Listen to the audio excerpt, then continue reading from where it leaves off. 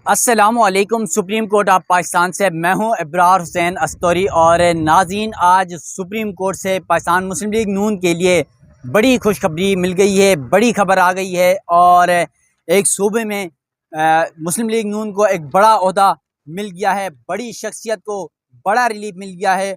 यकीनन आज मुस्लिम लीग नून के लिए सुप्रीम कोर्ट से एक और बड़ी खुशखबरी है। इसके साथ साथ सुप्रीम कोर्ट ने आज इलेक्शन कमीशन की सरजनिश की है। इलेक्शन कमीशन के इख्तियारात और इलेक्शन कमीशन के काम के ऊपर बड़े सवालात उठा दिए हैं। और साथ साथ अवामी नेशनल पार्टी को सुप्रीम कोर्ट से आज बड़ी शिकस्त का सामना करना पड़ा। और सुप्रीम कोर्ट के 3 रुकनी बेंच, जिसमें जस्टिस अमीनुद्दीन खान सरबराही कर रहे थे, इस बेंच ने अहम मामला था वो इलेक्शन कमीशन को दोबारा भिजवा दिया है। इसके साथ साथ इलेक्शन कमीशन के जो डीजी थे वो अदालत के सामने पेश हुए। उनसे क्या मुकालमा हुआ, जस्टिस मोहम्मद अली मजहर ने इलेक्शन कमीशन के जो काम है, तरीक़ाकार है, उस पर सवालात उठाए। और इसके साथ साथ आज इलेक्शन कमीशन ने बेबसी का इजहार भी किया। डीजी लॉ की तरफ से कहा गया कि अब हमारे इख्तियारात ख़त्म हो गए, यानी इलेक्शन कमीशन अब इंतखाबात पर कुछ नहीं कर सक रहा है।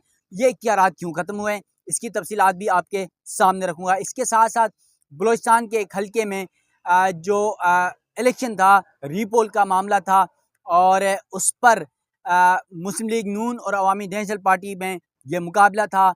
11 से 12 पोलिंग स्टेशन पर रीपोल इलेक्शन कमीशन ने फैसला दिया था। उस फैसले को सुप्रीम कोर्ट ने आज यहाँ से मुअत्तल कर दिया है। और साथ साथ मुस्लिम लीग नून को बड़े शोबे में बड़ी नशस्त, बड़ा सरकारी ओहदा मिल गया है। और इसके साथ साथ नाज़रीन, यहाँ पर आपको ये बता दूँ कि इस वी लॉ के अंदर इलेक्शन कमीशन समेत जो दिगर वकला हैं सियासी जमातों के, उनकी जानिब से क्या मौक़िफ़ इख्तियार किया गया और वो कौन सी शख्सियत हैं, कौन सा ओहदा है जो मुस्लिम लीग नून को मिल गया, उसकी तफसीलात आपके सामने रखने की कोशिश करूँगा। तो नाज़रीन, आज सुप्रीम कोर्ट में PB51 चमन बलूचिस्तान में 12 पोलिंग स्टेशन पर री पोल का जो मामला था, उस पर समाअत हुई और जस्टिस अमीनुद्दीन खान की सरबराही में 3 रुकनी बेंच ने इस अहम केस की समाअत की। इसके साथ साथ सुप्रीम कोर्ट ने आज़ाद हैसियत में जीत कर मुस्लिम लीग नून में शमूलियत इख्तियार करने के बाद स्पीकर बलूचिस्तान असम्बली बनने वाले अब्दुल खालिक अचकज़ई को बहाल कर दिया है। और इलेक्शन कमीशन का जो नोटिफिकेशन वापस लेने का फैसला था वो कलअदम करार दिया है। साथ साथ 3 रुकनी बेंच ने इलेक्शन कमीशन के स्पीकर की मुअत्तली का फैसला कलअदम करार दिया है। और अदालत ने PB51 चमन की 12 पोलिंग स्टेशन पर दोबारा री पोलिंग कराने का जो हुक्म था इलेक्शन कमीशन का, वो भी कलअदम करार दिया है। और साथ साथ मामला इलेक्शन कमीशन को भिजवा दिया है। इसके अलावा अदालत ने तमाम उम्मीदवारों की रजामंदी से ये मामला दोबारा इलेक्शन कमीशन को भेजा है। और इलेक्शन कमीशन को अदालत की जानिब से कहा गया है कि पीर को इस केस को समाअत के लिए मुकर्रर करें और 10 दिन के अंदर इसका फैसला करें। इसके साथ साथ जस्टिस अमीनुद्दीन खान ने इस मुकदमे में इलेक्शन कमीशन पर बड़े सवालात उठा दिए। जस्टिस मोहम्मद अली मजहर ने बड़े सवालात उठा दिए हैं। जस्टिस अमीनुद्दीन खान की सरबराही में ये बेंच था, तो जस्टिस अमीनुद्दीन खान ने यह कहा कि किस ज़ाब्ते के तहत इलेक्शन कमीशन ने 12 पोलिंग स्टेशन पर दोबारा इलेक्शन कराने का हुक्म दिया, जबकि इलेक्शन कमीशन ने न इंक्वायरी की और न ही कोई उसूल देखा, और बस अपनी जो है जो मामला सामने आया उसी को देख के इस पर हुक्म जारी कर दिया। इसके साथ साथ मोहम्मद अली मजहर ने कहा कि इलेक्शन कमीशन ने 12 पोलिंग स्टेशन को देखा, मगर जो दरख्वास्त गुजारान है उनकी जानिब से जो 11 पोलिंग स्टेशन पर जो एतराज़ात उठाए जा रहे हैं, और हल्के में जो दीगर मामलात पर जिस पर टर्न आउट ज़्यादा था, जिस पर 75 से 98% का वोट पड़ा, इतना ज़्यादा टर्न आउट था, तो उसे कैसे नज़रअंदाज किया और इन पर क्यों नहीं देखा। इसके अलावा अगर इलेक्शन कमीशन अपना काम बेहतर करता, जस्टिस मोहम्मद अली मजहर ने यह बड़ा अहम नुक्ता उठाया, बड़ा अहम सवाल इलेक्शन कमीशन के ऊपर उठाया। कहा कि अगर इलेक्शन कमीशन बेहतर काम करता तो लोगों को अदालतों में आने की नौबत नहीं आती, अदालत में आने की ज़रूरत नहीं पड़ती। तो ये इस केस का हुक्मनामा था।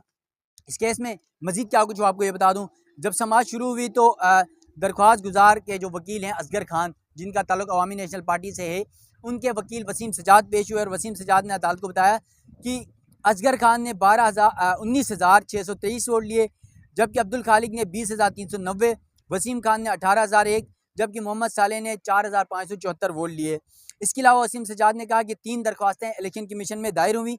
6 मार्च को इलेक्शन कमीशन ने हुक्म दिया। इलेक्शन कमीशन आर्डर के मुताबिक 90% से ज़्यादा इस इन हलकों पर, इन पोलिंग स्टेशन पर वोट कास्ट हुआ और इलेक्शन कमीशन ने 12 पोलिंग स्टेशन पर इसी बुनियाद पर रीपोलिंग का हुक्म दिया। इसके अलावा कहा कि टर्न आउट ज़्यादा होने की बुनियाद पर इलेक्शन कमीशन ने पोलिंग दोबारा कराने का हुक्म दिया।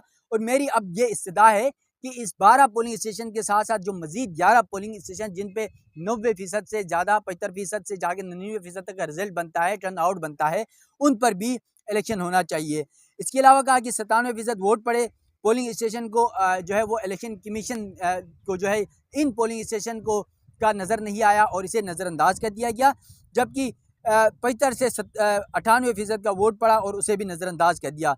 इसके अलावा वसीम सजाद जो सीनियर कानूनदान है, उनकी जानिब से कहा गया कि इलेक्शन कमीशन का काम है साफ शफाफ इंतखाबात कराना और ये उनके फ़राइज़ में, उनकी ड्यूटी में आईनी तौर पर उनकी ज़िम्मेदारी है।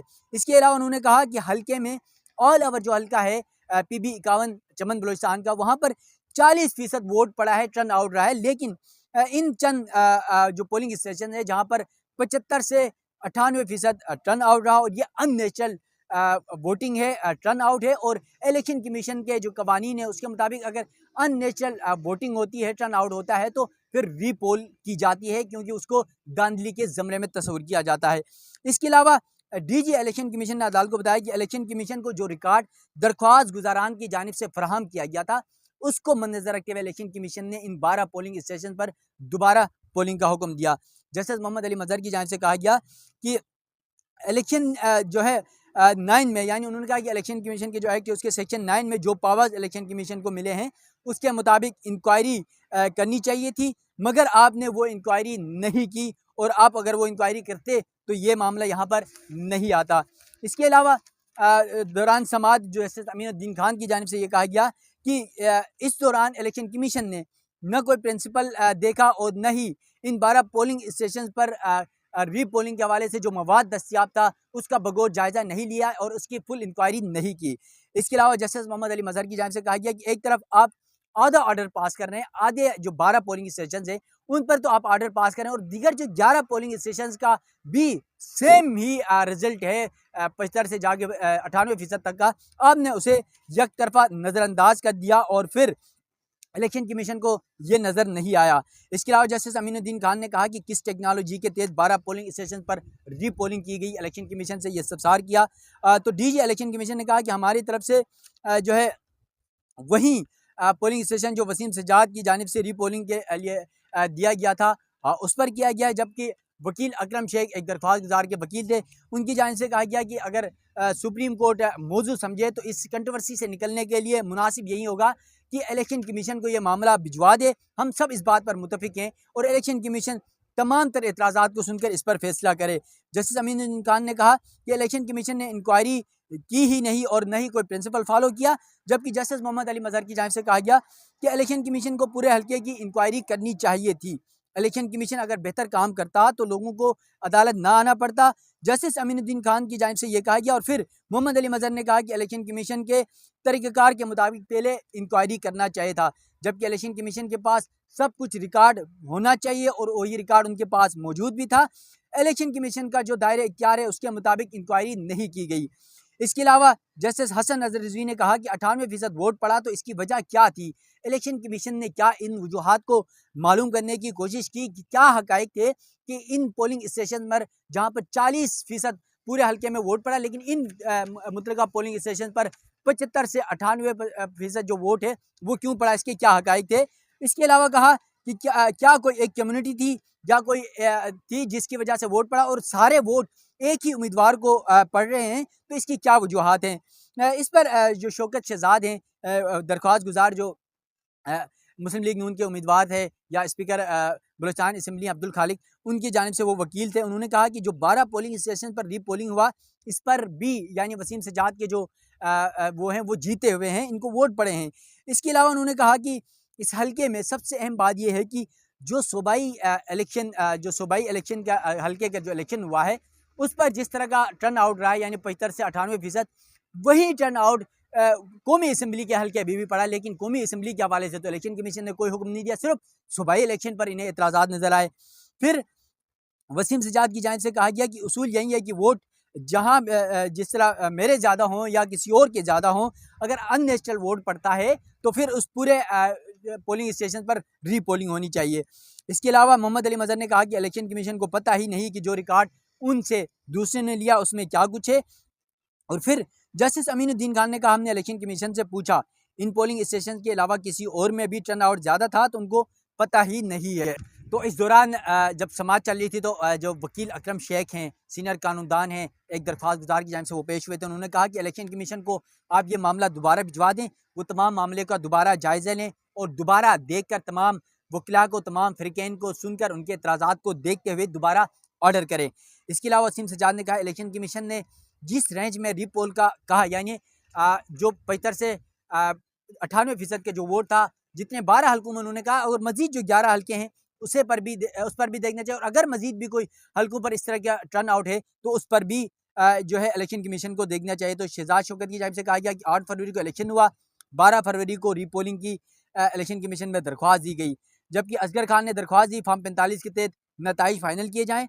और 18 फरवरी को इलेक्शन कमीशन में मेरे मोक्कल ने भी दरख्वास्त दी। फिर इलेक्शन कमीशन ने 6 मार्च को हुक्म दिया और इलेक्शन कमीशन ने 12 पोलिंग स्टेशन में रीपोल का हुक्म दिया और 98% वोट कास्ट होना नामुमकिन है। जस्टिस अमीनुद्दीन खान ने कहा कि किसी भी हल्के में 98% वोट पड़ना ये नामुमकिन है। तो शहजाद शौकत ने कहा ये नामुमकिन नहीं कह सकते हैं, लेकिन ये मुमकिन हो सकता है क्योंकि ये हल्के ही इस तरह के हैं। फिर उन्होंने मजीद कहा कि तमाम दरख्वास्त गुजार कहते हैं कि कंसोलिडेशन के बाद जो रिजल्ट तब्दील किया गया है उस पर हमें एतराज़ात है, जबकि PB50 जो PB51 के साथ वाला हल्का है वहाँ पर भी अगर देखा जाए तो इसी तरह का टर्न आउट है और ख़ासतौर पर 32 पोलिंग स्टेशन में 90% से ज़्यादा वोट कास्ट हुए टर्न आउट रहा है। इसके अलावा जब जजेस की जानिब से कहा गया कि 98% का वोट पड़ना नामुमकिन है, तो बेस्ट जो शहजाद शौकत हैं एडवोकेट, उनकी जानिब से कहा गया कि ये बलूचिस्तान है, यहाँ पर ये सरदारों का निज़ाम है और यहाँ पर लोग सरदार से मोहब्बत करते हैं और शायद इसी वजह से लोग वोट डालने निकले हैं और वोट कास्ट किया है लोगों ने, तो इस वजह से टर्न आउट ज़्यादा रहा है। इसके अलावा जस्टिस अमीनुद्दीन खान ने कहा कि आप तमाम दरख्वास्त गुजार अगर एग्री होते हैं तो हम इलेक्शन कमीशन को ये मामला भिजवा देते हैं। और फिर डीजी इलेक्शन कमीशन की जानिब से कहा गया कि 60 दिन के बाद इलेक्शन कमीशन के इख्तियारात ख़त्म हो जाते हैं और जिस पर जजेस की जानिब से भी कहा गया और वकला की जानिब से भी कहा गया कि 60 दिन के बाद इलेक्शन कमीशन के इख्तियारात ख़त्म होते हैं। तो अदालत ने कहा कि इस मामले को हम बाद में देख लेंगे, लेकिन अभी सुप्रीम कोर्ट ने ये मामला इलेक्शन कमीशन को भिजवा दिया है और कहा गया है कि इलेक्शन कमीशन पीर को इस केस को समाअत के लिए मुकर्रर करें। तमाम फ़िरक़ैन के जो भी एतराज़ात हैं वो फ़िरक़ैन इलेक्शन कमीशन के सामने रखें और इन तमाम एतराज़ात को और इलेक्शन कमीशन के जो इख्तियारात हैं उनके पास उसको इस्तेमाल करते हुए इंक्वायरी करे और तमाम जो हल्का है उसके हवाले से 10 दिन के अंदर फैसला करे। और इसके साथ साथ इलेक्शन कमीशन तमाम जमातों को भी जो है वो सुने। फिर इलेक्शन कमीशन तमाम पोलिंग स्टेशन के जो एतराज़ात हैं उसको मद्देनज़र रखते हुए कानून के मुताबिक फ़ैसला करे। तो उसके बाद सुप्रीम कोर्ट ने जो इलेक्शन कमीशन का नोटिफिकेशन वापस लेने का जो स्पीकर बलूचिस्तान असम्बली अब्दुल खालिक का नोटिफिकेशन था, जो फैसला था जो वो मुअत्तल कर दिया और कहा कि इलेक्शन कमीशन 10 दिन में फ़ैसला करे। तो अब इलेक्शन कमीशन और या सुप्रीम कोर्ट का अब इन फैसले के बाद जो स्पीकर बलूचिस्तान असम्बली हैं वो अपने ओहदे पर बहाल हो गए। मुस्लिम लीग नून से उनका ताल्लुक़ है।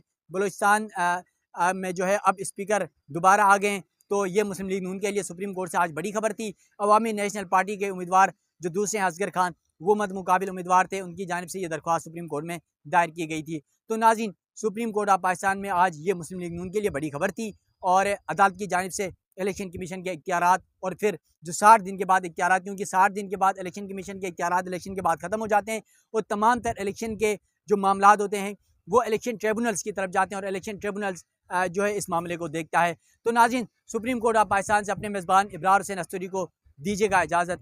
अल्लाह हाफिज़।